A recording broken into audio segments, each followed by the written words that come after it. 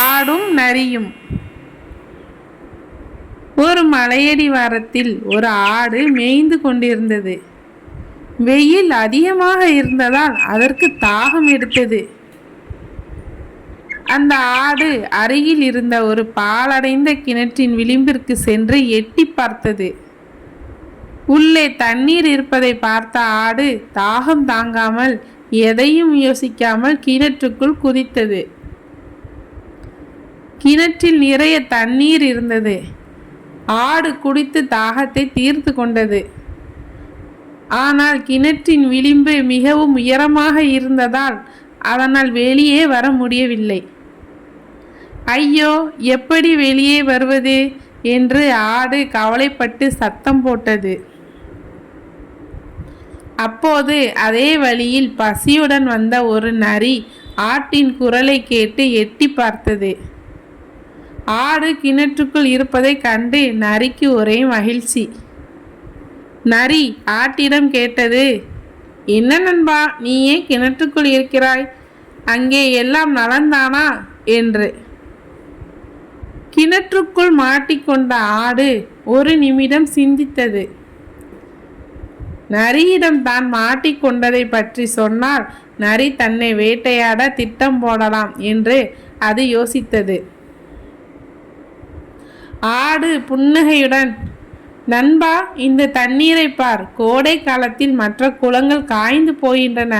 ஆனால் இந்த கிணற்றில் உள்ள தண்ணீர் மிகவும் சுவையாகவும் குளிர்ச்சியாகவும் இருக்கிறது.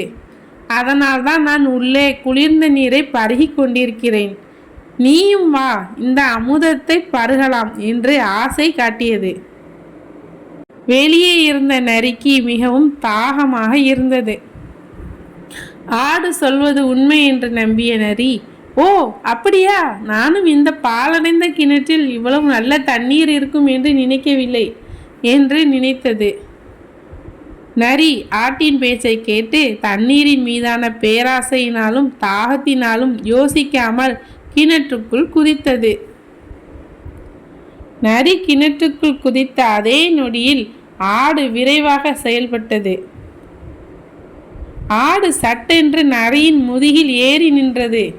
அதன் பிறகு கிணற்றின் சுவரில் உதைத்து நரியின் தலையின் மீது ஏறி கிணற்றின் விளிம்பை தாவி வெளியே குதித்தது. ஆடு பாதுகாப்பாக வெளியேறி மலையை நோக்கி ஓடத் தொடங்கியது. நரி தான் ஏமாற்றப்பட்டதை உணர்ந்து, ஏ ஆடே, நீ எப்படி இப்படி செய்யலாம்? நாம் இருவரும் மாட்டிக்கொண்டிருந்தோம். என்னை காப்பாற்றாமல் இப்படி ஓடுகிறாயே என்று கத்தியது.